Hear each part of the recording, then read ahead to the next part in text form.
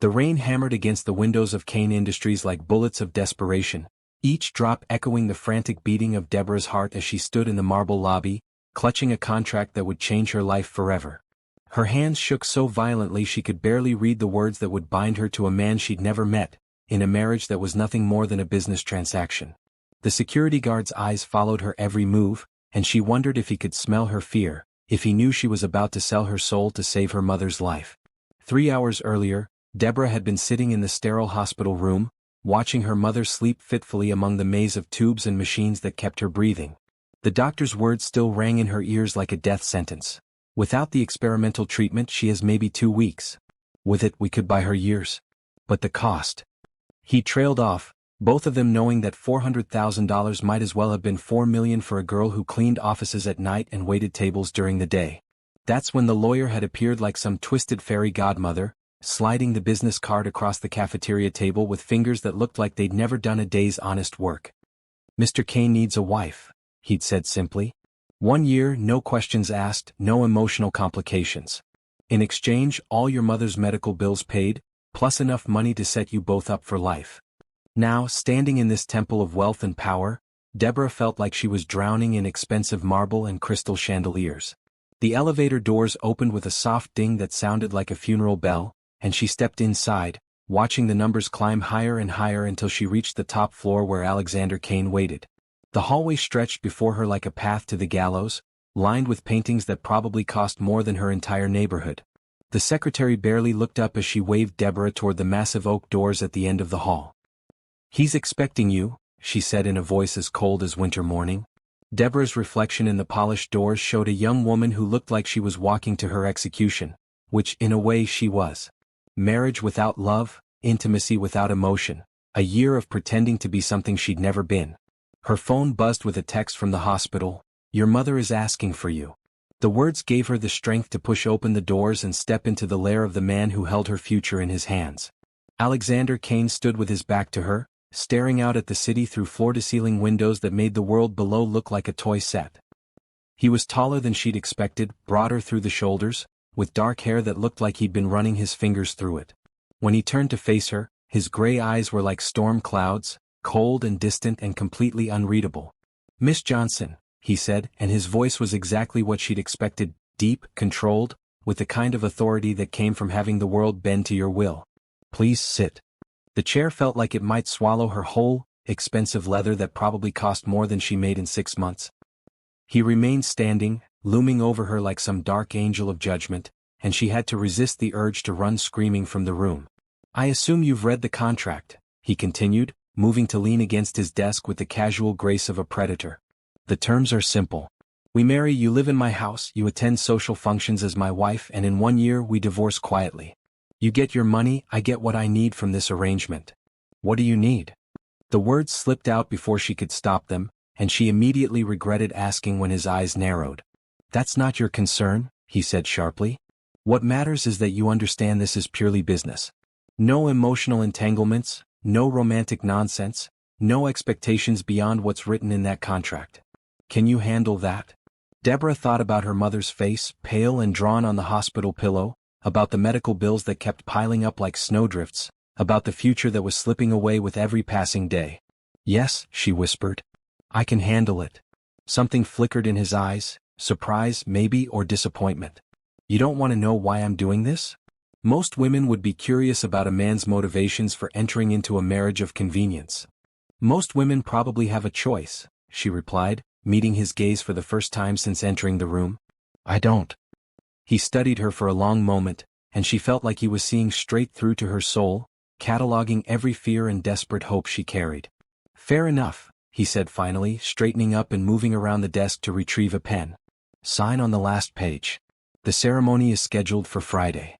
"This Friday?" Her voice cracked with panic. "That's only 3 days away." "The sooner we begin, the sooner we can end this," he said matter-of-factly. "Unless you're having second thoughts?" Deborah looked down at the contract, at the dollar amount that would save her mother's life, at the signature line that would make her Mrs. Alexander Kane for exactly 365 days.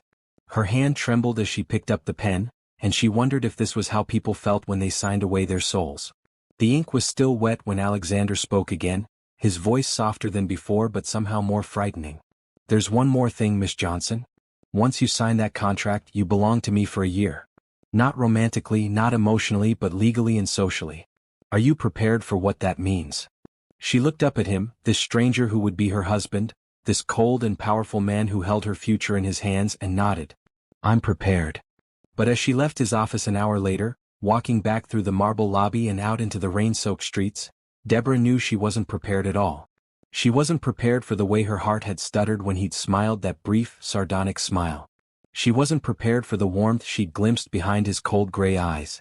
And she definitely wasn't prepared for the way her body had responded when he'd taken the contract from her hands and their fingers had brushed for just a moment. 3 days until she became Mrs. Kane. 3 days until she entered a world she knew nothing about, bound to a man who terrified and intrigued her in equal measure. 3 days until her real life ended and this strange new existence began. As she walked home through the rain, Deborah couldn't shake the feeling that she'd just stepped off a cliff, and she had no idea where she was going to land.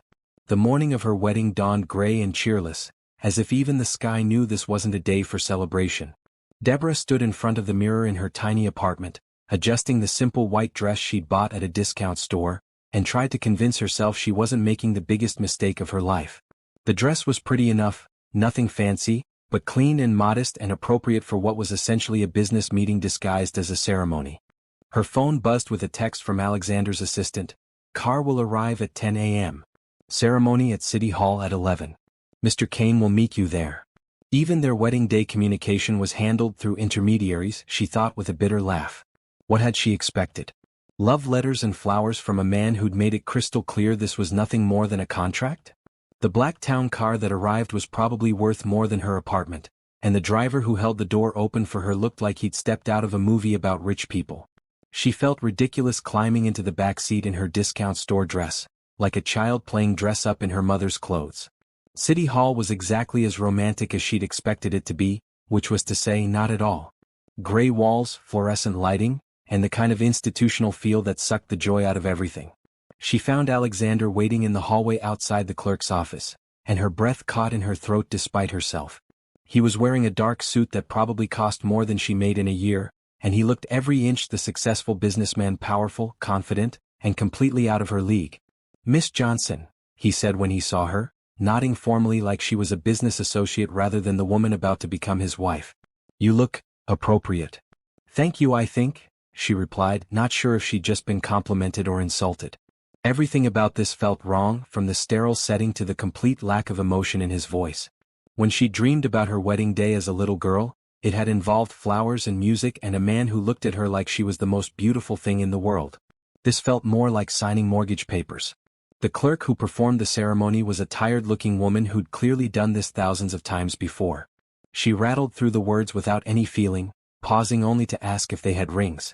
Alexander pulled out a simple gold band that looked expensive but impersonal, sliding it onto Deborah's finger with all the enthusiasm of someone completing a business transaction. "Do you, Alexander Kane, take Deborah Johnson to be your lawfully wedded wife?" The words echoed in the small room. "I do," he said, his voice steady and emotionless. "Do you, Deborah Johnson, take Alexander Kane to be your lawfully wedded husband?" Deborah looked into his gray eyes, searching for something: warmth, kindness, any hint that this might become something more than just a contract. She found nothing but cool professionalism. "I do," she whispered. "You may kiss the bride." The words hung in the air between them like a challenge. Alexander stepped closer, and Deborah could smell his cologne, something expensive and masculine that made her stomach flutter unexpectedly. His hand touched her cheek, surprisingly gentle, and for a moment she thought she saw something flicker in his eyes. Then his lips brushed against hers, so briefly it was barely a kiss at all, and the moment was over. "Congratulations," the clerk said dryly, handing them their marriage certificate. "Next." And just like that, Deborah Johnson became Deborah Kane, bound by law to a man who was essentially a stranger. They walked out of City Hall in silence, and she wondered what happened now. Did they go home together? Did he drop her off somewhere? Did they celebrate with dinner, or was this where their paths separated until the next social obligation? "My driver will take you to collect your things," Alexander said as they reached the sidewalk, answering her unspoken question. "I'll have someone help you move into the guest wing of the house this afternoon." Guest wing. Of course. She'd been foolish to think they might share a bedroom even platonically. This was a business arrangement, nothing more. How long do I have to pack? Take whatever time you need. The house staff will handle the heavy lifting. He paused, studying her face with those unreadable gray eyes. Are you having regrets already, Mrs. Kane? The name sent a shiver through her that she tried to hide. No regrets, she lied. This is what we both agreed to. Good. He stepped toward a different car, then paused. There's a dinner party tomorrow night. Some business associates and their wives. You'll need something appropriate to wear. I don't really have anything appropriate for dinner parties with business associates, she admitted, feeling heat rise in her cheeks. For the first time since she'd met him, Alexander's expression softened slightly. There's a credit card in your name waiting at the house. Use it to buy whatever you need. Consider it part of your compensation for this arrangement. He was gone before she could respond, leaving her standing on the sidewalk in her discount store wedding dress, married to a billionaire who just handed her access to more money than she'd ever seen in her life. The driver was waiting patiently by the open car door, and she realized this was her new reality now, drivers and credit cards and dinner parties with people who moved in circles she'd never imagined. The ride back to her apartment gave her time to think about what she'd just done. In the span of 20 minutes, she'd become wife to one of the most powerful men in the city. She had access to money that would save her mother's life and security she'd never dreamed of. So why did she feel like she just lost something important? Her phone rang as the car pulled up to her building. Deborah? Her mother's voice was weak but alert. How are you feeling today, honey? I'm good, Mom. Really good. The lie came easily. The treatment starts tomorrow, right? The doctors say they've never seen insurance coverage like this. They're amazed at how comprehensive it is. I don't know how you managed it. Don't worry about that, Deborah said quickly. Just focus on getting better. After she hung up, she sat in the car for a moment longer, looking up at the shabby building that had been her home for the past 3 years. By tonight, she'd be living in a mansion with a man who'd married her for reasons he wouldn't explain. She'd have servants and expensive clothes and access to a world she'd only seen in movies. The driver cleared his throat politely. Mrs. Kane? Shall I wait while you pack? Mrs. Kane. She supposed she'd better get used to that. Yes, she said, straightening her shoulders. I won't be long. As she climbed the stairs to her apartment for the last time, Deborah tried to push away the nagging feeling that she'd just made a deal with the devil. Alexander Kane might be her husband now, but she was under no illusions about what that meant. This was business, pure and simple. The sooner she accepted that, the easier the next year would be. But as she packed her few belongings into worn suitcases, she couldn't stop thinking about that moment when his hand had touched her cheek, or the brief flicker of something human she'd seen in his eyes. Maybe it was just wishful thinking, but she couldn't shake the feeling that there was more to Alexander Kane than the cold businessman he presented to the world. She was about to find out. The Kane mansion was even more intimidating at night than it had been in the photographs Alexander's assistant had sent her. Deborah pressed her face to the car window as they drove through iron gates that looked like they belonged on a fortress, past manicured gardens lit by subtle spotlights that made everything look like a fairy tale. The house itself was a sprawling estate that seemed to go on forever, all glass and stone and impossible angles that spoke of money beyond her comprehension. Welcome home, Mrs. Kane, the driver said as he helped her out of the car, and the word sent another shiver through her. Home. This place would be her home for the next year, but it felt about as welcoming as a museum. The front door opened before she could knock, revealing a woman in her 50s with steel-gray hair and a kind face. You must be Deborah, she said warmly, extending a hand. I'm Margaret, the house manager. Mr. Kane asked me to show you to your rooms and help you get settled. At least someone in this house seemed human, Deborah thought gratefully. Thank you. I have to admit, I'm feeling a little overwhelmed. Perfectly understandable, Margaret said, leading her through a foyer that was bigger than her entire former apartment. It's a big house, but you'll feel more comfortable once you've had a chance to settle in. Mr. Kane is in his study. He said to tell you he'll see you at breakfast tomorrow morning. Of course he did, Deborah thought. Their wedding night, and he was hiding in his study while she got a tour from the housekeeper. She supposed she should be grateful for the space, but it still stung that he couldn't even be bothered to welcome his new wife to their home. The guest wing was on the opposite side of the house from Alexander's master suite, Margaret explained as they climbed a curved staircase that belonged in a palace. You'll have complete privacy here, your own sitting room, bedroom, bathroom, and a small office if you need it for anything. The kitchen staff can prepare meals for you separately if you prefer, or you can join Mr. Kane in the main dining room. What does he usually prefer? Deborah asked. Margaret's expression became carefully neutral. Mr. Kane typically takes his meals alone. He's very focused on his work. They reached a set of double doors that Margaret opened with a flourish. "You're sweet," she announced, and Deborah's jaw dropped. The sitting room was decorated in soft blues and creams, with comfortable furniture arranged around a fireplace and floor-to-ceiling windows that looked out over the gardens. The bedroom beyond was twice the size of her old apartment, with a bed that looked like it belonged to royalty and another fireplace flanked by built-in bookshelves. The bathroom was pure luxury marble surfaces, a soaking tub that could hold 3 people, and a shower with enough jets to wash a small army. "This is incredible," Deborah breathed, running her fingers along the silk curtains. "It's like something out of a magazine." "Mr. Kane wanted you to be comfortable," Margaret said, and there was something in her tone that made Deborah look at her more closely. "You've worked for him long?" 15 years, Margaret replied. "Since he was just starting out in business. He's a good man, though he doesn't always show it." There was definitely a story there, but before Deborah could ask more questions, Margaret was showing her the walk-in closet that had been stocked with basic necessities and pointing out the intercom system that would connect her to the kitchen and house staff. "Breakfast is typically served at 7, Margaret said as she prepared to leave. "But if you prefer different hours, just let us know. We're here to make your stay as pleasant as possible." Stay. Even the housekeeper thought of this as temporary. After Margaret left, Deborah wandered through her new rooms, touching the expensive fabrics and trying to process the reality of her situation. This was her home now, at least for the next year. She was married to Alexander Kane, but they were living like polite strangers who happened to share the same address. She unpacked her few belongings, feeling ridiculous hanging her discount store clothes in a closet that was designed for a fashion magazine wardrobe. Tomorrow she'd use that credit card to buy things that fit her new role, but tonight she was still just Deborah Johnson wearing a wedding dress that had cost less than the throw pillows on her new sofa. Sleep was impossible. Every sound in the unfamiliar house made her jump, and the bed was so big she felt lost in it. Around midnight, she gave up and wrapped herself in the silk robe she'd found hanging in the bathroom, padding barefoot to the windows to look out at the gardens. That's when she saw him. Alexander was walking the grounds alone, his hands shoved deep in his pockets and his head down like he was carrying the weight of the world on his shoulders. Even from this distance she could see the tension in his posture, the way he moved like a man trying to escape something that was following him. Without really thinking about it, she found herself leaving her room and making her way through the quiet house. The back door was unlocked and she slipped outside into the cool night air.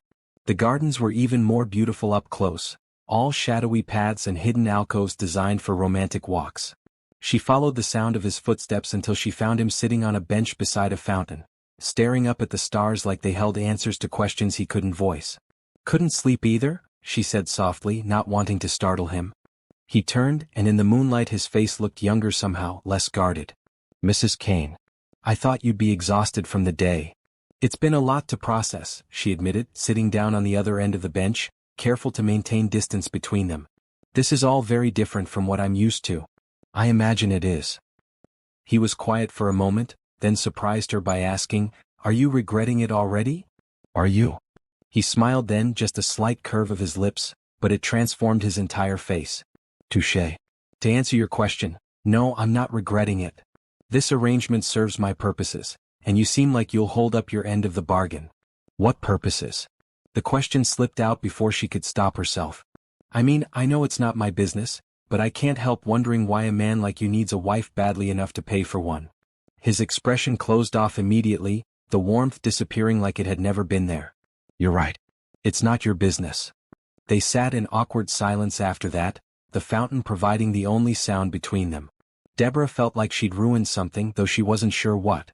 Finally Alexander stood. "I should let you get some rest," he said formally. "Margaret will help you with anything you need tomorrow. I'll be at the office most of the day." "Alexander," she called as he started to walk away. He stopped but didn't turn around. "Thank you. For everything. I know this isn't what either of us wanted, but thank you." He stood there for a long moment, his back rigid, before nodding once and disappearing into the shadows. Deborah sat alone by the fountain for a while longer, thinking about the brief moment when he'd seemed almost human, almost approachable. This was going to be harder than she'd thought. Living in the same house as Alexander Kane, being married to him but not really married, pretending this was normal when everything about it felt surreal. She'd signed up for a year of playing a role, but she was beginning to realize she had no idea what that role actually entailed. As she made her way back to her room, Deborah caught herself wondering what Alexander's story was, what had made him so closed off and guarded. What had happened to make him think marriage was something you could reduce to a business contract? She fell asleep finally as dawn was breaking, and she dreamed of gray eyes and sad smiles and a man walking alone through moonlit gardens, carrying secrets she might never understand. The morning brought new challenges that Deborah hadn't anticipated. She woke to find Margaret had left several shopping bags outside her door, along with a note explaining that Alexander's assistant had selected some basic items to get her started. Inside were clothes that probably cost more than she used to make in a month, elegant dresses and perfectly tailored blazers that somehow fit her exactly. Breakfast was served in a dining room that could have seated 20 people, but Alexander was already gone by the time she made her way downstairs. "Mr. Kane left early for the office," the cook explained apologetically. "He said to tell you the car will be available whenever you need it for shopping." So this was how it would be, Deborah realized. Ships passing in the night, polite messages delivered through staff, a marriage that existed only on paper and in public appearances. She spent the day exploring the house and grounds, trying to make herself feel at home in a place that felt more like a very expensive hotel. The shopping trip that afternoon was an education in how the other half lived. Alexander's credit card opened doors at stores where Deborah had never dared to set foot, and personal shoppers appeared like magic to help her select an appropriate wardrobe for her new role as Mrs. Kane. She left with enough clothes to fill her enormous closet and a guilty conscience about the amount of money she'd spent in a single afternoon. It was that evening at dinner that things began to shift between them. Alexander appeared in the dining room at 7 sharp, looking tired but impeccably dressed as always. "How was your first day as a Kane?" he asked, taking his seat at the opposite end of the long table. "Educational," Deborah replied, feeling ridiculous shouting across the expanse of polished wood between them. "Do we always have to sit so far apart? I feel like I need a megaphone to have a conversation." Something flickered in his eyes, surprise, maybe amusement. "Old habits," he said, but he picked up his plate and moved to the chair across from her instead of at the head of the table. "Better? Much?" She studied his face, noting the lines of exhaustion around his eyes. "Long day at the office?" "They're all long days." He cut into his steak with precision that spoke of years of practiced manners. "I trust Margaret and the staff took good care of you?" "Everyone's been wonderful. Almost too wonderful. I keep waiting for someone to point out that I don't belong here." "You're my wife," he said simply. "You belong here as much as anyone." The words were matter-of-fact, but they sent a little thrill through her anyway. "On paper maybe. That's the only way that matters." But he was watching her carefully as he said it, like he was trying to figure out what she was thinking. They ate in more comfortable silence after that, and Deborah found herself stealing glances at him when she thought he wasn't looking. Without his usual mask of cold professionalism, he was even more attractive than she'd realized. There was something compelling about the way he moved, the way he listened when she spoke, the hint of vulnerability he couldn't quite hide. "Can I ask you something?" she said as dessert was being served. "You can ask. I reserve the right not to answer." "Fair enough." She took a breath, choosing her words carefully. "Yesterday you said this arrangement serves your purposes. I'm not asking what those purposes are, but is there anything I should know? Anything that might affect how I need to act in public?" Alexander set down his fork and leaned back in his chair, studying her with those penetrating gray eyes. "Why do you ask?" "Because tomorrow night I'm going to be introduced to your business associates as your wife, and I have no idea what story we're supposed to be telling. How did we meet? How long have we known each other? Are we supposed to be madly in love, or is this obviously a practical arrangement?" "We met through mutual friends 6 months ago," he said after a pause. "It was a whirlwind courtship. We're compatible, fond of each other. Not the great romance of the century, but a solid partnership based on mutual respect and shared goals." "What are my shared goals supposed to be?" "Supporting my career. Charitable work. The usual interests of a society wife." Society wife. The phrase made her stomach clench. "And what if someone asks about our future plans? Children, that sort of thing?" His expression darkened immediately. "That won't be an issue. Because the marriage ends in a year, or because you don't want children?" "Both." The word was final, cutting off any further discussion of the topic. They finished dinner in silence after that, the brief moment of connection evaporating like it had never existed. As they rose from the table, Alexander paused. "Deborah." The sound of her name in his voice made her look up. "Tomorrow night will be important. These people will be watching us, looking for any sign that this marriage isn't conventional. Can I trust you to play your part convincingly? The question stung more than it should have. I signed a contract, didn't I? I'll do whatever you need me to do. Good. But he didn't look satisfied by her answer. If anything, he looked almost disappointed. That night, Deborah lay in her enormous bed staring at the ceiling and trying to understand the complex man she'd married. Every time she thought she was getting a glimpse of the real Alexander Kane, he retreated behind his walls of cool professionalism. What was he so afraid of? What had made him so determined to keep everyone at arm's length? She was still awake when she heard footsteps in the hall outside her room, then the soft click of a door closing. He was having trouble sleeping too, she realized. Whatever demons he was carrying were keeping him up at night just like they were keeping her awake. Without really deciding to do it, she found herself getting up and pulling on her robe. The house was dark and quiet, but she made her way through the halls until she found herself outside what had to be his study. Light leaked from under the door, and she could hear the soft sound of papers rustling. She raised her hand to knock, then let it fall. What would she say? What excuse could she give for seeking him out in the middle of the night? They were married, but they were strangers. He'd made it clear that personal questions were off-limits, that this was purely a business arrangement. But as she stood there in the dark hallway, listening to him move around in his study, Deborah couldn't shake the feeling that they were both hiding from something. Maybe it was loneliness, maybe it was fear, maybe it was just the strangeness of this situation they'd created.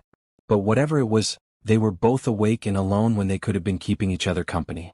Tomorrow night they would have to convince a room full of people that they were a real couple. Maybe it was time they started learning how to be friends. The morning of the dinner party brought an unexpected crisis that would change everything between them. Deborah woke with a pounding headache and a fever that made the room spin when she tried to sit up. She managed to make it to the bathroom before her stomach rebelled, leaving her weak and shaking on the cold marble floor. "Mrs. Kane?" Margaret's voice came through the bedroom door, followed by a gentle knock. "Are you all right? You missed breakfast." Deborah tried to answer but could only manage a weak groan. The door opened, and Margaret took one look at her before hurrying over with cool, competent hands that felt like heaven against her burning forehead. "Oh dear. You're burning up. Let's get you back to bed." Margaret helped her to the enormous bed, tucking pillows behind her back and pulling the covers up to her chin. "I'm calling the doctor, and I should let Mr. Kane know you're ill." "No," Deborah managed to whisper. "Don't bother him. It's just the flu. I'll be fine by tonight." But even as she said the words, another wave of nausea hit her, and she knew she wasn't going to be fine by anything. The dinner party was in 6 hours and she could barely lift her head off the pillow. Margaret ignored her protests and disappeared, returning with a cool cloth for her forehead and a determined expression. "The doctor will be here within the hour, and Mr. Kane is on his way home." "He can't leave work because of me," Deborah protested weakly. "He said tonight was important." "You're his wife," Margaret said firmly. "That makes you important too." An hour later, Deborah was drifting in and out of feverish sleep when she heard voices in her sitting room. The doctor, she thought hazily, but then the bedroom door opened and Alexander appeared, looking more concerned than she'd ever seen him. "How is she?" he asked Margaret quietly, but his eyes were fixed on Deborah's pale face. "The flu, as she suspected.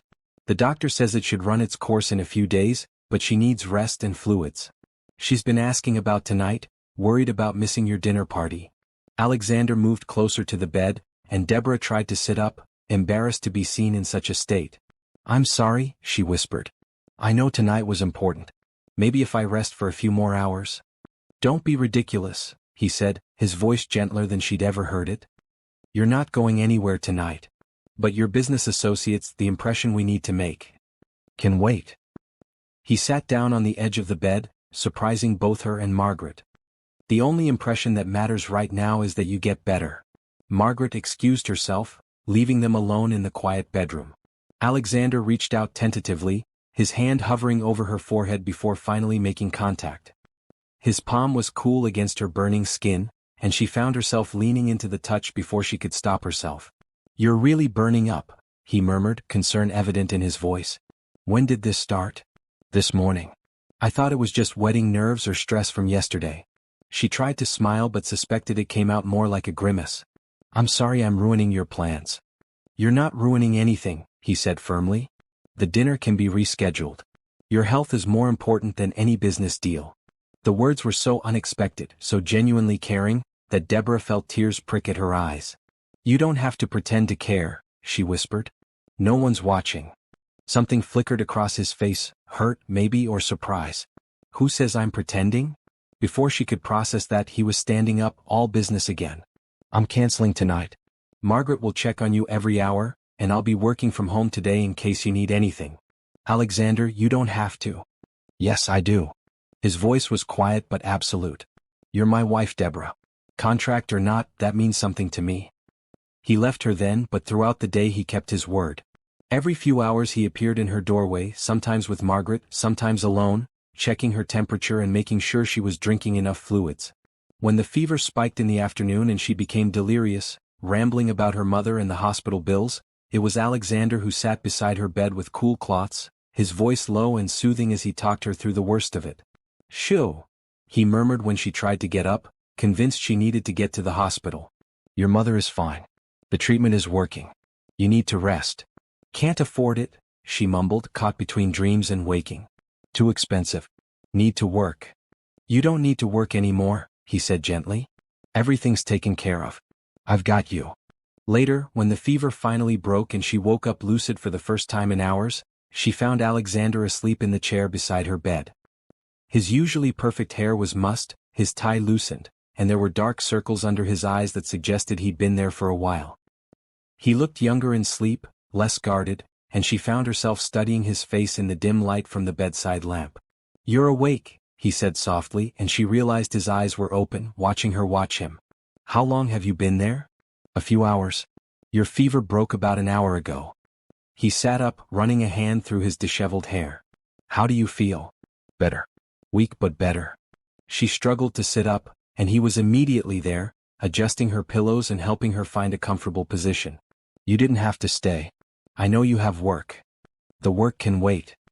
He poured her a glass of water from the pitcher on the nightstand. Drink this. Doctor's orders. She took the glass, their fingers brushing as he handed it to her. This time, instead of the brief spark she'd felt before, there was something warmer, more substantial. Like recognition. Thank you, she said, meaning more than just the water. For staying. For taking care of me. I know it wasn't part of our agreement. Maybe not, he admitted. But it felt like the right thing to do.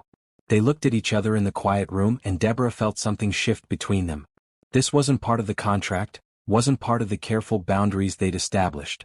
This was just two people taking care of each other because it mattered. Alexander, she began, not sure what she wanted to say. Yes. Why did you really marry me? And don't say it's not my business. After today, I think I've earned the right to know. He was quiet for so long she thought he wasn't going to answer. When he finally spoke, his voice was barely above a whisper. My grandfather's will. He left control of the company to me but with conditions.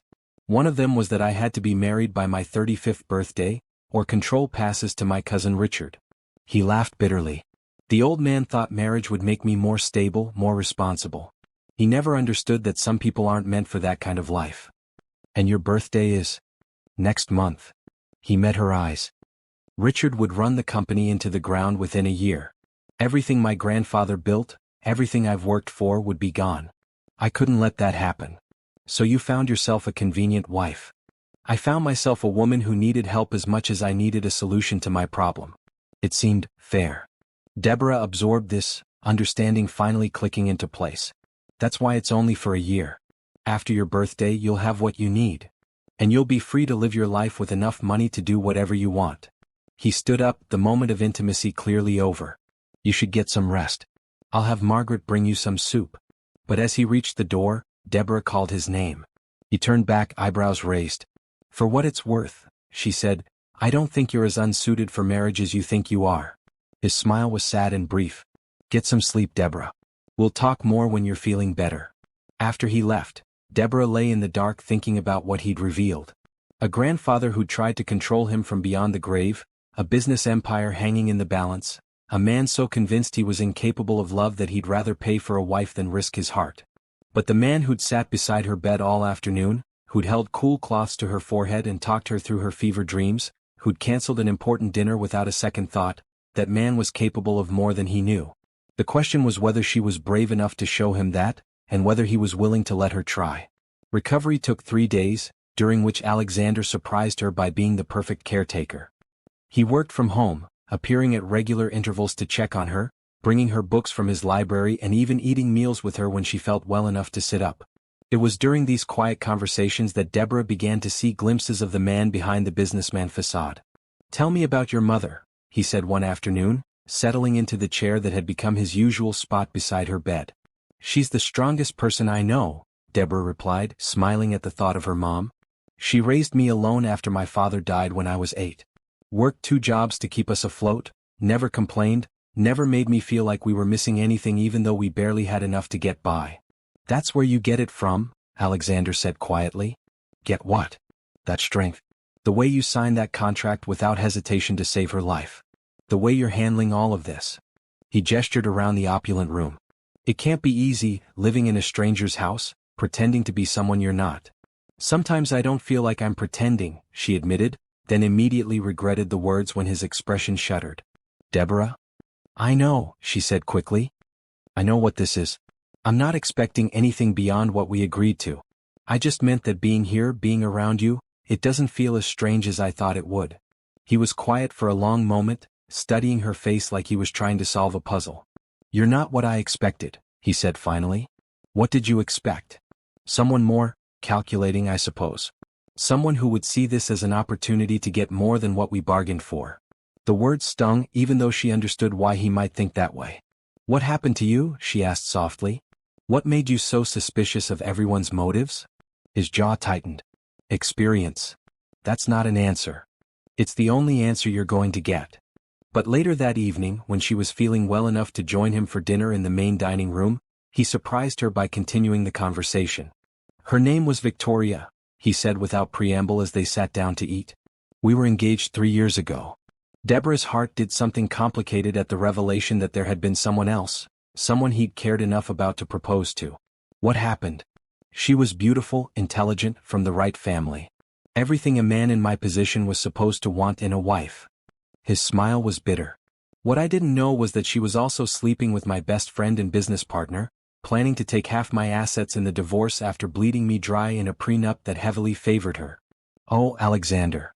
The words came out as barely a whisper. "I'm so sorry. I found out 2 weeks before the wedding. Photos, hotel receipts, recorded conversations about how easy it was going to be to take me for everything I was worth."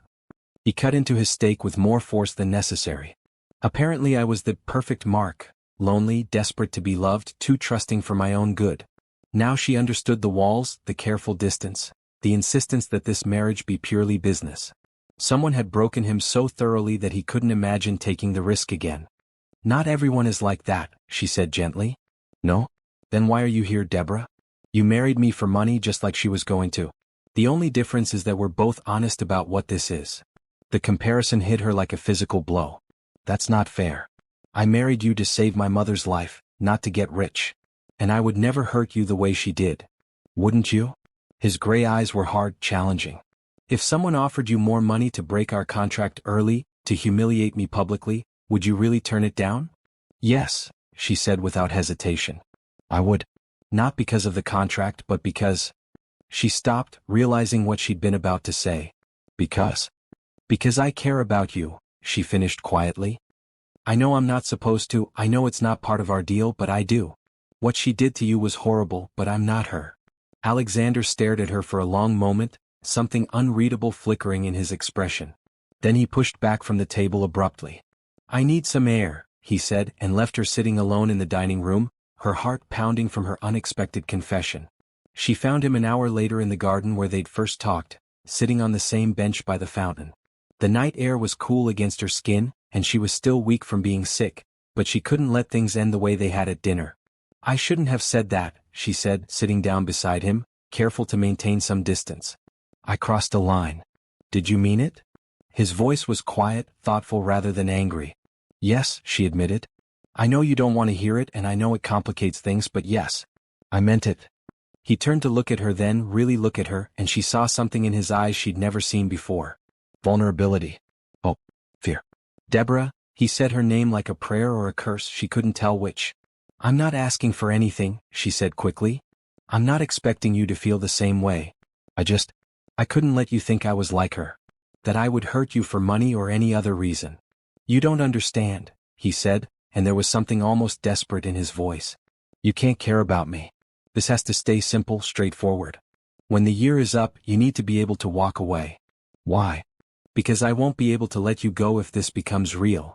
The words hung between them like a confession, raw and honest and completely unexpected. Deborah's breath caught in her throat as she processed what he'd just admitted. Alexander. I can't do this again, he continued as if the words were being torn from him. I can't care about someone and watch them leave. I can't trust someone with my heart and have them destroy it. I won't survive it a second time. Without thinking, she reached for his hand, covering it with both of hers. His skin was warm and she could feel the slight tremor in his fingers. Then don't let me leave, she whispered. He looked down at their joined hands, then back up at her face, and she saw the exact moment when his carefully constructed walls began to crumble. Deborah, he said again, but this time her name sounded like surrender. I know this wasn't what either of us planned, she said, moving closer to him on the bench. I know it's scary and complicated and probably stupid. But what if we stopped fighting it? What if we just saw what happened? What if you break my heart? What if I don't? For a moment they just looked at each other, the fountain providing a soft soundtrack to the most important conversation of their lives. Then Alexander raised his free hand to cup her cheek, his thumb brushing across her skin with infinite gentleness. This is such a bad idea, he murmured, but he was leaning closer as he said it. Terrible, she agreed, her eyes fluttering closed as his lips got closer to hers. We're going to regret this. Probably. And then he was kissing her, really kissing her, not the brief brush of lips from their wedding but something deep and desperate and full of all the longing they'd both been trying to deny. She melted into him, her hands fisting in his shirt as she kissed him back with everything she had. When they finally broke apart, both breathing hard, Alexander rested his forehead against hers. What happens now? She whispered. I have no idea, he admitted. But I don't think I can go back to pretending I don't want you. Then don't, she said simply. Don't pretend anymore. He kissed her again, softer this time but no less meaningful, and Deborah felt something inside her chest crack open. This wasn't part of the contract. This wasn't what either of them had signed up for. But as Alexander's arms came around her, holding her like she was something precious and fragile and worth protecting, she realized that sometimes the best things in life were the ones you never saw coming. They sat in the garden until the early hours of the morning, talking and kissing and slowly, carefully, beginning to tear down the walls that had kept them apart. It was the beginning of something neither of them had expected, something that would change everything. The contract marriage was becoming something real, and for the first time since she'd signed those papers, Deborah began to hope that maybe, just maybe, this story might have a happy ending after all. The next morning brought an awkwardness that neither of them quite knew how to navigate. Deborah woke in her own bed, alone, and for a moment wondered if the previous night had been some fever-induced dream. But the memory of Alexander's kiss, the feel of his hands in her hair, the way he'd looked at her like she was something precious, all of it was too vivid, too real to have been imagined. She found him in the breakfast room, hidden behind a newspaper like a shield, his coffee growing cold beside an untouched plate of eggs. The tension in his shoulders was visible even from across the room. Good morning, she said softly, pouring herself coffee from the sideboard. Morning. He didn't look up from the paper, but she caught the slight tightening around his eyes that suggested he was as unsure about this new territory as she was. Alexander. She sat down across from him, waiting until he finally lowered the newspaper. Are we going to pretend last night didn't happen? That might be the smartest thing to do, he said, but his gray eyes were fixed on her face with an intensity that contradicted his words. Since when do either of us do the smart thing? She asked with a small smile. If we were smart, we never would have gotten married in the first place. A reluctant smile tugged at the corners of his mouth. Fair point. He folded the newspaper and set it aside, giving her his full attention. Deborah, about last night? If you're about to apologize for kissing me, don't, she interrupted. Unless you regret it. Do you regret it? He was quiet for a long moment, studying her face like he was memorizing it. No, he said finally. I don't regret it, but I'm terrified of what it means. It means we stop pretending we're just business partners, she said gently. It means we see where this goes without the walls and the careful distance. And when it ends badly. When you realize what you've gotten yourself into and decide the money isn't worth dealing with my issues? The pain in his voice made her chest ache. She reached across the table and took his hand, relieved when he didn't pull away. What if it doesn't end badly? What if this is the beginning of something amazing? I don't know how to do this, he admitted. I don't know how to be in a real relationship anymore. Victoria, what she did to me, it changed something fundamental. I don't trust my own judgment when it comes to people's motives. Then let me prove myself to you, Deborah said. Not with words but with actions. Give me the chance to show you that not everyone will hurt you. Before he could respond, Margaret appeared in the doorway. I'm sorry to interrupt, but Mr. Kane, your mother is on the phone. She says it's urgent. Alexander's face went carefully blank. Tell her I'll call her back. She said you'd say that. She also said to tell you that if you don't take this call, she's driving over here herself. Something that might have been fear flickered across Alexander's expression. Fine. Put her through to my study. He stood, then paused, looking down at Deborah. This conversation isn't over. I'm counting on it, she replied. He was gone for over an hour, and when he returned, he looked like he'd aged 10 years. His face was pale, his jaw tight with barely controlled emotion. Alexander? What's wrong? He poured himself a scotch despite the early hour, downing half of it in one swallow. My mother has decided she needs to meet you. She's coming for dinner tonight. That's good, isn't it? I should meet your family. You don't understand. He finished the scotch and immediately poured another. My mother is complicated. She has very specific ideas about the kind of woman I should marry, and she's never been shy about expressing her disapproval of my choices. She didn't approve of Victoria? Actually, she loved Victoria. Thought she was perfect for me. His laugh was bitter. Shows how much my mother's judgment is worth. Deborah felt a chill of apprehension. And she doesn't know about our arrangement? God, no. As far as she knows, this is a real marriage between two people who are madly in love. He met her eyes. Can you play that part convincingly? Because if my mother suspects this isn't real, she'll make both our lives hell until she gets to the truth. How convincing do we need to be? Very. She's like a bloodhound when it comes to sniffing out deception. He ran a hand through his hair, a gesture she was beginning to recognize as a sign of his stress. She'll ask you personal questions, want to know how we met, when we knew we were in love, what our plans are for the future. She'll be watching every interaction between us, looking for any sign that we're not what we claim to be. The irony wasn't lost on Deborah that they'd have to pretend to be in love when they were both still figuring out what was happening between them. What's our story? The same one I told you before. We met through mutual friends, it was a whirlwind romance, we're very happy together. He looked at her seriously. But she'll want details, Deborah. Intimate details about our relationship that we don't actually have. Then we'd better create some, she said, surprising herself with her boldness. Tell me about yourself. Really tell me. What's your favorite color? What makes you laugh? What are you afraid of besides getting your heart broken? For the next several hours they talked like they never had before. Alexander told her about his childhood, about the pressure of growing up as the heir to a business empire, about the loneliness of never knowing if people liked him for himself or for his money. Deborah shared stories about her mother, about the struggles of growing up poor but loved, about her dreams and fears and the things that mattered most to her. Slowly, carefully, the walls between them began to come down. I was afraid of the dark until I was 12, Alexander admitted as they walked through the garden in the afternoon sunshine. Had to sleep with a nightlight, which my father thought was embarrassing for a future CEO. I still sleep with a stuffed elephant my mother gave me when I was 5, Deborah confessed. His name is Peanut and he's probably the most important thing I own. Where is he now? Packed away in one of my boxes.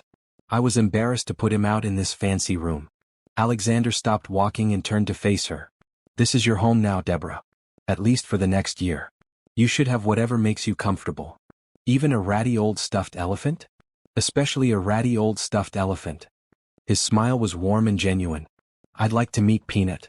As evening approached and the time for his mother's arrival drew near, Deborah found herself more nervous than she'd been since the day she signed the contract. Playing the role of loving wife to convince business associates was one thing, but fooling Alexander's mother felt like a much bigger challenge. Relax, Alexander said, adjusting his tie in the mirror. Just be yourself. She's going to love you. How can you be so sure? He turned from the mirror and walked over to where she stood fiddling with her dress, one of the new ones he'd bought her, elegant but not ostentatious. His hands settled on her shoulders, warm and steadying. Because I'm falling in love with you, he said quietly. And despite all her faults, my mother has always wanted me to be happy. The words hit her like a bolt of lightning, unexpected and devastating in their honesty. Alexander. I know it's too soon, he said quickly, I know this complicates everything. But I needed you to know before tonight, before we have to pretend. I needed you to know that for me, it wouldn't be pretending.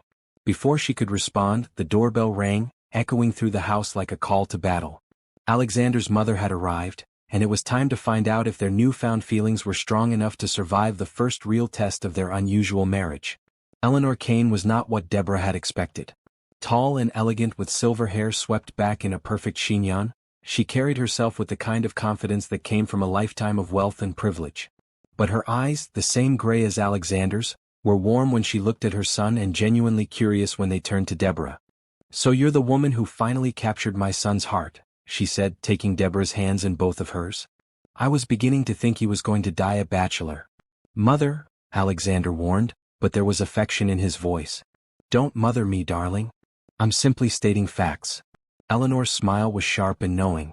"Though I must say this was all rather sudden. One day Alexander tells me he's married to a woman I've never heard of, the next day I'm having dinner with my new daughter-in-law. Love doesn't follow a schedule," Deborah said, pleased when her voice came out steady and confident. "No, it certainly doesn't." Eleanor's eyes narrowed slightly, the expression of a woman who'd spent decades reading people and situations. "Tell me, dear, how exactly did you two meet?"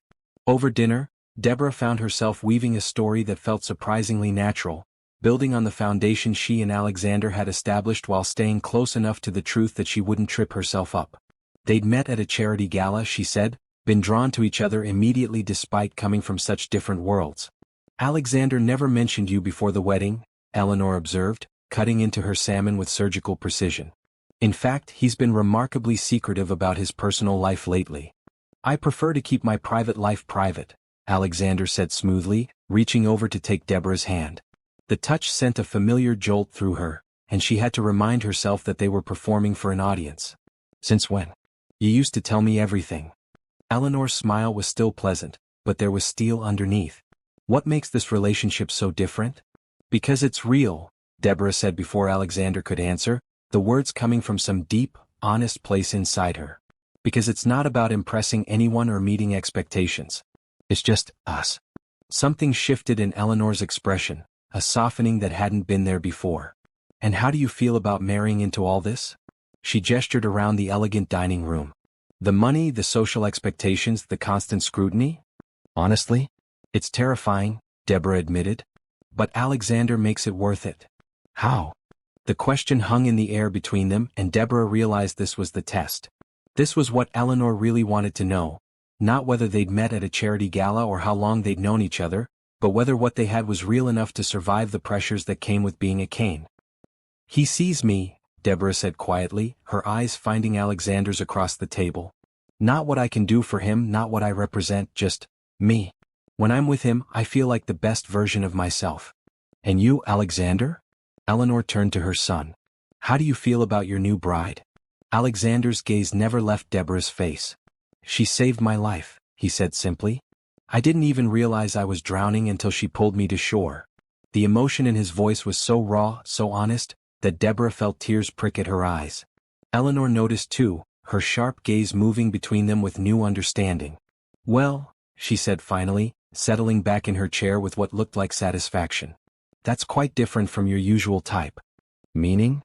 "Meaning Victoria never looked at you like you hung the moon, and you never looked at her like she was your salvation." Eleanor's smile was genuine now, reaching her eyes. "I like this one much better."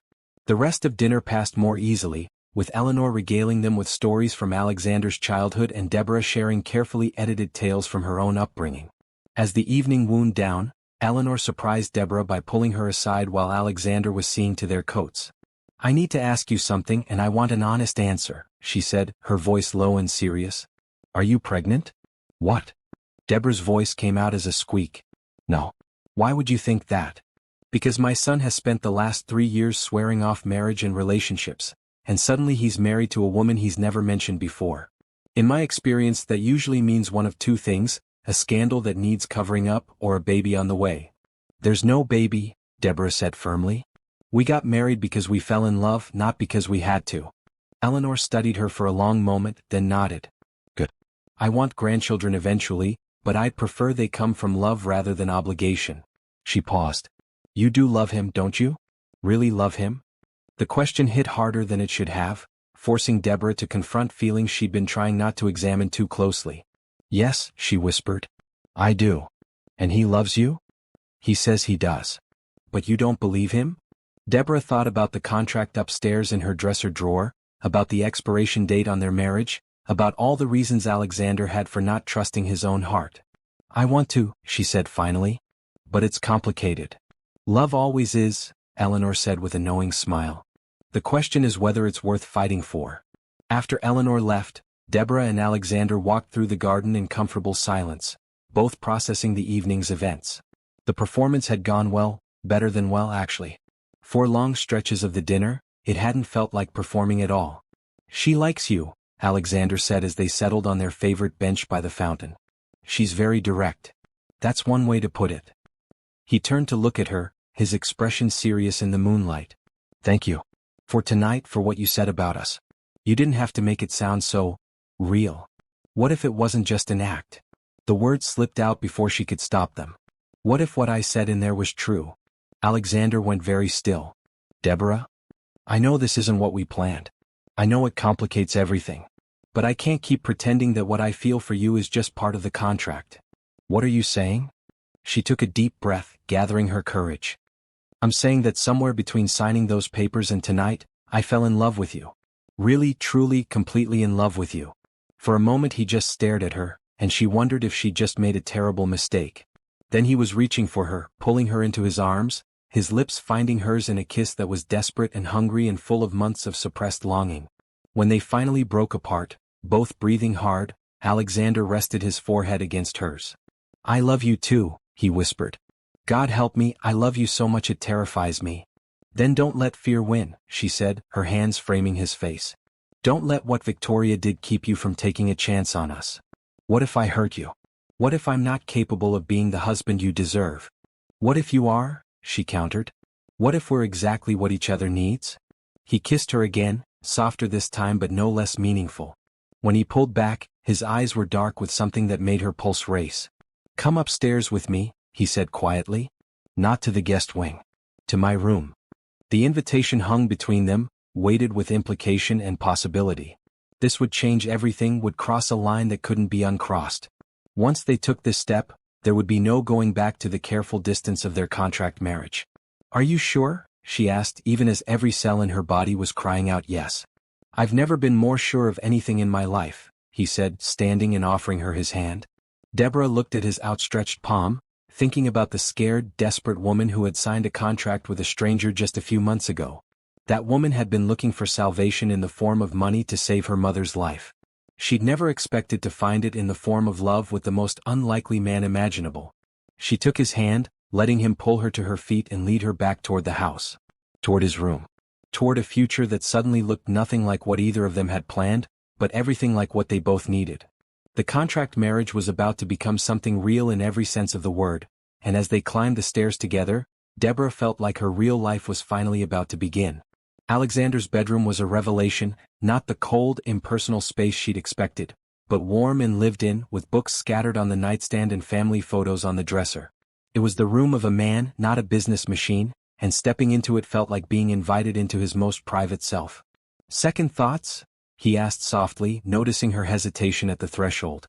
"About being here?" "No." She moved deeper into the room, touching the spine of a worn novel on his bedside table. "About everything else?" "Maybe." He was behind her in an instant, his hands settling gently on her shoulders. "We don't have to do anything you're not ready for," he said. "We can just talk, or I can take you back to your room. There's no pressure, Deborah." She turned in his arms, struck by how different he looked here in his private space. Younger somehow, more vulnerable, like the careful masks he wore for the world had finally been set aside. "It's not that I don't want to," she said, her hands finding the buttons of his shirt. "It's that once we do this, I won't be able to pretend this is just a business arrangement anymore." "Would that be so terrible?" He caught her hands in his, stilling her movements. "Having this be real? What happens when the year is up?" The question that had been haunting her finally found voice. "What happens to us when you have what you need from the marriage?" Alexander's expression grew serious, his gray eyes searching her face. "What do you want to happen?" "I want us to have forever," she admitted, the words barely above a whisper. I want this to be real, not just for tonight or for the next few months, but for always. I want to wake up next to you when we're 70 and still feel this way. Something shifted in his face, a wall crumbling that she hadn't even realized was still there. Deborah, he said her name like a prayer. Do you mean that? Yes, she said without hesitation. But I need to know that you want the same thing. Not because of the contract or your grandfather's will or any external pressure, but because you can't imagine your life without me in it.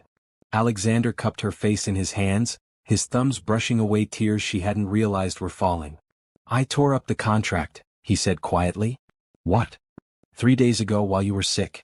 I sat in my study and tore it into pieces. His smile was soft and wondering.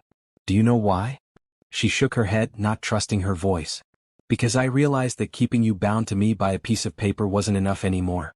I want you to choose to be here, choose to be with me, not because you have to but because you want to. His voice grew rough with emotion. I want you to marry me again, Deborah. Really marry me this time with no contracts or conditions or expiration dates. Just two people who love each other promising to build a life together. The words hit her like a tidal wave, washing away every fear and doubt she'd been carrying. Alexander. I know it's crazy, he continued, the words tumbling out like he'd been holding them back for too long. I know I'm asking you to trust a man who was too broken to believe in love just a few months ago. But you changed everything, Deborah. You made me remember what it feels like to hope, to dream about a future that includes someone else. I don't want a year with you, I want forever. Instead of answering with words, she kissed him, pouring every ounce of love and relief and joy she felt into the contact. When they finally broke apart, both breathing hard, she pressed her forehead to his. Is that a yes? He asked, and she could hear the vulnerability beneath the hope in his voice. That's a yes to everything, she whispered. Yes to forever, yes to marriage, yes to you. What happened next was inevitable, had been building between them since that first night in the garden when they'd talked under the stars. Alexander's hands tangled in her hair as he kissed her again, deeper this time, with a passion that spoke of months of careful restraint finally breaking free. Are you sure? He asked against her lips, giving her one last chance to change her mind. I've never been more sure of anything, she replied, her fingers working at the buttons of his shirt with trembling hands. When he lifted her and carried her to the bed, Deborah felt like she was floating. This wasn't the desperate coupling of two people seeking physical release. This was the joining of two souls who had found their perfect match. Alexander's touch was reverent, worshipful, like he was memorizing every inch of her skin. I love you, he whispered against her throat as he kissed his way down her body. I love your strength, your kindness, the way you make me want to be a better man. Show me, she whispered back, and he did. In the quiet aftermath, as they lay tangled together in the moonlight streaming through his windows, Alexander traced lazy patterns on her bare shoulder. There's something I need to tell you, he said softly. Deborah tensed slightly, but his touch remained gentle, soothing. What is it? This was your first time. It wasn't a question, and there was wonder in his voice, like he couldn't quite believe what had just happened between them. Heat flooded her cheeks. Was it that obvious? No, he said quickly, pressing a kiss to her temple. You were perfect. It's just, I could tell. And I need you to know how much that means to me, that you trusted me with something so precious. I trust you with everything, she said simply. My heart, my body, my future. All of it. Even though I've made such a mess of things? Even though I almost let fear keep us apart. She turned in his arms so she could look at him properly. Especially because of that. You could have hidden behind your walls forever, but you chose to let me in. That takes incredible courage. I didn't feel courageous. I felt terrified. The bravest people usually do. She kissed him softly. Besides, I was just as scared.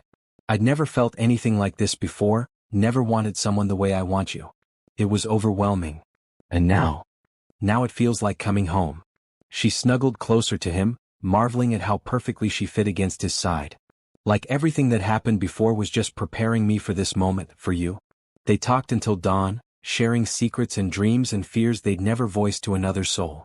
Alexander told her about the loneliness of his childhood, about the pressure of living up to impossible expectations, about the walls he'd built to protect himself from disappointment. Deborah shared her own struggles, her fears about not being good enough for his world, her dreams of making a difference somehow.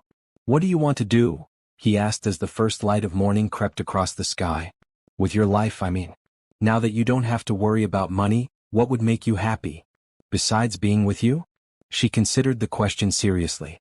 I'd like to help people somehow. Maybe work with your foundation or start my own charity. There are so many families like mine struggling to afford medical care, barely getting by. I want to make a difference. We'll make a difference, he corrected gently. Together. The word sent a thrill through her. Together.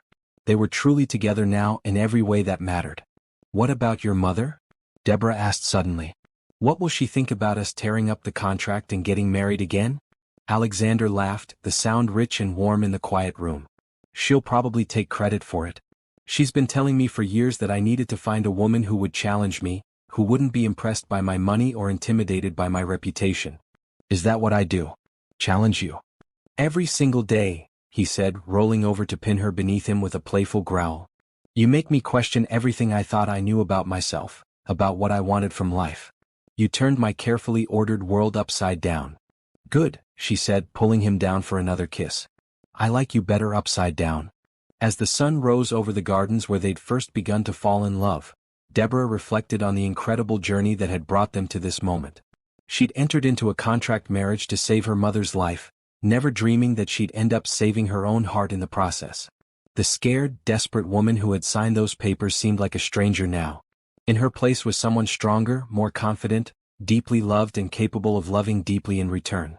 Alexander had given her more than financial security, he'd given her a sense of belonging, of being valued for exactly who she was. No regrets? He asked, echoing the question from their wedding day. Only one, she said, surprising him. What's that? I regret that it took us so long to get here. I wish we'd been honest about our feelings sooner. We had to take the journey, he said philosophically. We both needed time to trust, to believe that this could be real. If it had happened too fast, we might not have appreciated what we'd found. He was right, she realized. They'd both come into this arrangement broken in different ways, him from betrayal, her from desperation. They'd needed time to heal, to learn to trust again, to discover that love could exist without hidden agendas or ulterior motives. I love you, Alexander Kane, she said, marveling at how natural the words felt now. I love you too, Deborah Kane, he replied. My wife, my partner, my salvation. Forever. Forever. 6 months later, Deborah stood in front of the mirror in what had once been the guest wing but was now her art studio, adjusting the simple but elegant dress she'd chosen for their second wedding. This time, there would be flowers and music and guests who came to celebrate love rather than witness a business transaction. You look radiant, her mother said from the doorway, her voice strong and clear in a way that still made Deborah's heart soar with gratitude. The experimental treatment had worked better than anyone had dared hope, and while Margaret Johnson would always need to be careful with her health, she was very much alive and determined to see her daughter properly married. I feel like I'm dreaming, Deborah admitted, smoothing her hands over the flowing silk of her gown. 6 months ago, I was a completely different person. No, sweetheart. 6 months ago, you were exactly who you are now, you just hadn't met the man who could see it yet.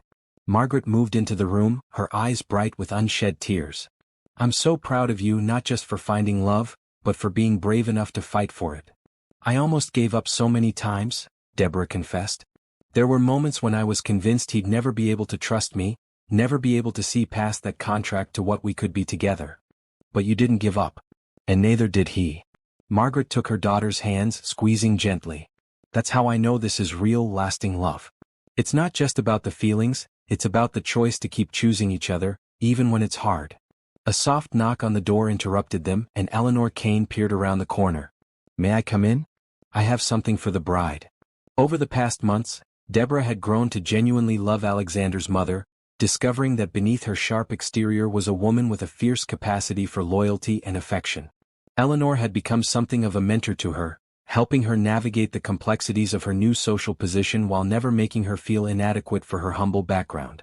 These belonged to Alexander's grandmother, Eleanor said, opening a velvet jewelry box to reveal a stunning set of pearl earrings and necklace. She wore them on her wedding day and I wore them on mine. I'd be honored if you'd wear them today. Eleanor, they're beautiful but I couldn't. Deborah began. Nonsense. Your family now really and truly family. Besides, Eleanor's eyes twinkled with mischief, I have it on good authority that my son is planning to give you a push present that will make these look like costume jewelry. A push present? Deborah looked confused. But I'm not pregnant. Eleanor and Margaret exchanged a knowing look. Not yet, Eleanor said meaningfully. But Alexander mentioned something about wanting to give you an anniversary gift that you could pass down to your children someday. The idea of children, of a future that stretched out bright and unlimited before them, made Deborah's heart skip. She and Alexander had talked about it in the quiet moments between sleeping and waking, whispered conversations about the family they wanted to build together. He's been planning this wedding for months, Eleanor continued as she helped Deborah with the necklace. Every detail, every flower, every piece of music. He wanted it to be perfect for you. It already is perfect, Deborah said softly. Because it's real this time. Downstairs, the garden had been transformed into something from a fairy tale. White roses and baby's breath created an aisle lined with candles, leading to an arbor where Alexander waited with the minister who would perform their ceremony. Unlike their first wedding, this one was surrounded by people who loved them, friends, family, and colleagues who had watched their unlikely love story unfold. But Deborah only had eyes for Alexander as her mother walked her down the aisle. He looked devastating in his dark suit, but it was the expression on his face that took her breath away, pure, undiluted love and wonder, like he couldn't quite believe she was real. "Hi," she whispered when she reached him, suddenly shy despite everything they'd shared. "Hi yourself," he whispered back, taking her hands in his. "You look like an angel." "Just an angel? Not a very profitable business merger?" He laughed at the reference to their first wedding, the sound rich with joy. "Definitely an angel. The most beautiful woman I've ever seen inside and out." The ceremony was everything their first wedding hadn't been: warm, personal, full of emotion and genuine promises. When Alexander spoke his vows, his voice thick with feeling, there wasn't a dry eye in the garden. "Deborah," he said, his gray eyes locked on hers, "6 months ago, you saved my life in ways you'll never fully understand. You taught me that love isn't a weakness to be avoided, but a strength to be embraced. You showed me that trust isn't about perfect people making perfect choices, but about imperfect people choosing each other anyway. I promise to love you not just today but every day for the rest of our lives. I promise to choose you, to fight for us, to never take for granted the miracle of finding my perfect match in the most unexpected place." When it was Deborah's turn, she spoke from her heart about the man who had started as a stranger and become her salvation. "Alexander, you taught me that I'm worthy of love, that I don't have to settle for less than everything. You saw value in me when I couldn't see it in myself. You turned what should have been a business arrangement into the greatest love story I could have imagined. I promise to challenge you, to stand beside you, to love you with everything I have for as long as I live." "You may kiss your bride," the minister said with a warm smile, and Alexander needed no further encouragement. This kiss was nothing like the brief, perfunctory contact of their first wedding. This was a kiss that spoke of promises made and kept, of love freely given and joyfully received, of a future that stretched out bright and unlimited before them. The reception was a celebration in the truest sense, with dancing and laughter and toasts that brought tears to everyone's eyes. Alexander's business partner James, who had become a close friend to both of them, raised his glass with a grin. "To Alexander and Deborah," he said, "who proved that sometimes the best deals are the ones where everybody wins." As the evening wound down and the guests began to leave, Deborah found herself alone with Alexander on the terrace where they'd shared their first real conversation as husband and wife. "Any regrets this time?" he asked, echoing their now traditional question. "Only that we can't do it all over again tomorrow," she replied, melting into his arms as he pulled her close. "Who says we can't?" He reached into his pocket and pulled out a small velvet box. "I know we're already married and I know I gave you a ring 6 months ago, but I wanted to give you something that represents what we have now, not what we started with." Inside the box was a ring that took her breath away, a vintage design with a central diamond surrounded by smaller stones that caught the light like stars. It was elegant and timeless and completely perfect. "Alexander, it's gorgeous, but you've already given me so much. I've given you money and security and a nice place to live," he said, sliding the ring onto her finger where it fit perfectly beside her original wedding band. "But you've given me everything that matters: love, hope, a reason to believe in happy endings. This ring represents the real us, the couple we chose to become." "I love it," she whispered, holding her hand up to admire the way the diamonds sparkled in the moonlight. "I love you. I love you too, Mrs. Kane. My real wife, my true partner, my happily ever after." As they swayed together on the terrace, surrounded by the scent of roses and the soft glow of candlelight, Deborah marveled at the journey that had brought them to this moment. A year ago she'd been a woman with no options, signing a contract that felt like selling her soul. Tonight, she was a woman who had everything she'd ever dreamed of and some things she'd never dared to imagine. What are you thinking about? Alexander asked, sensing her mood. Just, all of it. How different everything is now. How different I am. You're not different, he said, echoing her mother's words from earlier. You're just free to be yourself now. Free to dream, to hope, to love without reservation. We both are, she pointed out. You're not the same man who proposed a contract marriage to a stranger. No, I'm not. I'm the man who fell in love with his wife and discovered that the best things in life can't be bought or negotiated or controlled. They can only be received as gifts.